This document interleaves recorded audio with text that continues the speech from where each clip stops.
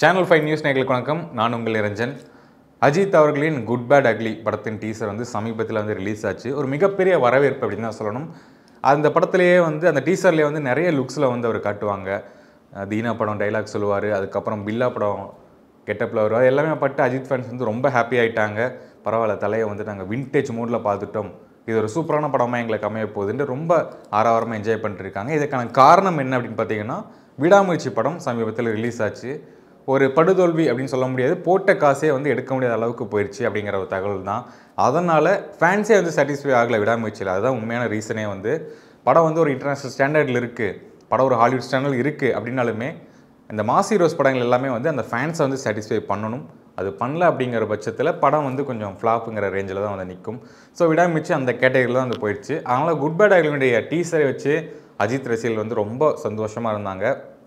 இன்னொரு பக்கம் பார்க்கும்போது ஏப்ரல் 10 அஜித் படம் ரிலீஸ் ஆகுது. அதே ஏப்ரல் 10 தனுஷ் அவர்களுடைய இட்லி கடை வந்து படம் வந்து ரிலீஸ் ஆக போகுது. டான் பிக்சர்ஸ் சார்பாக ஆகாஷ் பாஸ்கரன் வந்து இந்த படத்தை வந்து தயாரிக்கிறாரு. அவங்களுடைய முதல் ப்ராஜெக்டான இட்லி கடை வந்து 10 ரிலீஸ் ஆக போகுது.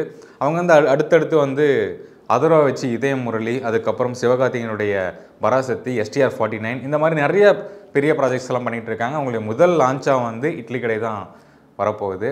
ஓகே, இந்த அனௌன்ஸ்மெண்ட் வந்ததுக்கப்புறம் வந்து அஜித் படத்தை கூட நீ கம்ப்ளீட் பண்ணுவியா, நீ வந்து அவ்வளோ பெரிய ஆக்டர் ஆகிட்டியா, விஜய் சூர்யாவே வந்து அஜித் பார்த்து வந்து கிளாஷுக்கே வந்து பயந்து போகிறவங்க, நீங்கள் எப்படி கிளாஷ் விடுவீங்க, இட்லி கடை வந்தால் நொறுக்கப்படும் அப்படிங்கிற மாதிரி நிறைய மீம்ஸ் அண்ட் ட்ரோல்ஸ் வர ஆரம்பிச்சிருச்சு. இதையும் தாண்டி வந்து அஜித் ரசிகர்கள் வந்து எல்லை மீறி போயிட்டாங்கன்னு தான் சொல்லணும். ஒரு இட்லி கடை செட்லாம் கொண்டு வந்தாங்க, இட்லி பாத்திரம் எல்லாமே வச்சு அதை வந்து கீழெல்லாம் போட்டு அடிச்செல்லாம் உடைச்சிட்டு இருந்தாங்க. அஜித் ரசிகர்களே வந்து அதுக்கு சில விமர்சனம்லாம் வச்சாங்க. என்ன அப்படின்னா, இந்த விஷயத்தினால தான் ஏகே வந்து உங்களுடைய ஃபேன்ஸ் கிளப்பே வேணாண்டா சாமி அப்படின்னு கலைச்சிட்டு போனார் அப்படிங்கிற மாதிரி விஷயம்லாம் வந்து சொல்லிட்டு இருந்தாங்க. ஆனால் அவங்களும் கொஞ்சம் எல்லை மீறி தான் போகிறாங்க அப்படி தான் சொல்லணும். 2 படங்கள் வருது, ஆரோக்கியமாக நம்ம போய் பார்க்குறோம், நமக்கு பிடிச்சா நம்ம நல்லா இருக்குன்னு சொல்ல போகிறோம், இல்லாட்டி வேணாம் வேஸ்ட்டுன்னு சொல்லிட்டு வர போகிறோம். ஒரு படமே வரக்கூடாது அப்படின்னு நினைக்கிறது வந்து ஒரு கம்ப்ளீட் மோனோபோலியான விஷயம் அப்படின்னு தான் எடுத்துக்கணும்.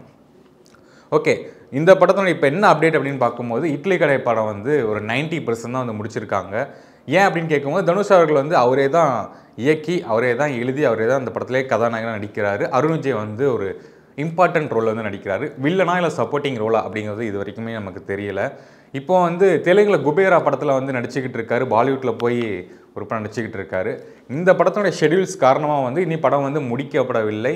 90% முடிச்சிட்டாங்க. இனி 10% ஒரு ஃபாரினில் எடுக்க வேண்டிய ஷார்ட்ஸ்லாம் இருக்குது, அதெல்லாம் இனி எடுக்கலை அப்படின்னு ப்ரொடியூசரான ஆகாஷ் பாஸ்கரனே வந்து சொல்லியிருக்காரு. ஸோ ஏப்ரல் 10 இந்த படம் ரிலீஸ் ஆகிறதுக்கான வாய்ப்புகள் சற்று குறைவு அப்படின்னு தான் நம்ம எடுத்துக்கணும்.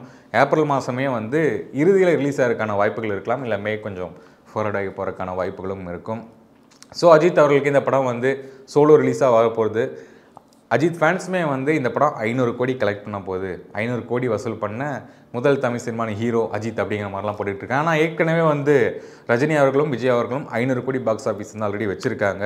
தலை அவர்களும் வந்து இதில் 3ஆவதாக இந்த லிஸ்ட்டில் சேருவாரா அப்படிங்கிற நம்ம வெயிட் பண்ணி பார்க்கலாம். நீங்கள் என்ன நினைக்கிறீங்க, 500 கோடி கிளப்பில் இணையுமா, இல்லை விடாமுயற்சி மாதிரி இந்த படத்துக்கும் சூழல் வருமா அப்படின்னு நினைக்கிறீங்கன்னா கீழே கமெண்ட் பாக்ஸில் உங்கள் கருத்துக்களை வந்து தெரிவிங்க. தொடர்ந்து பாருங்கள், நம்ம சேனலை சப்போர்ட் பண்ணுங்கள். தேங்க்யூ ஃபார் வாட்சிங். நன்றி.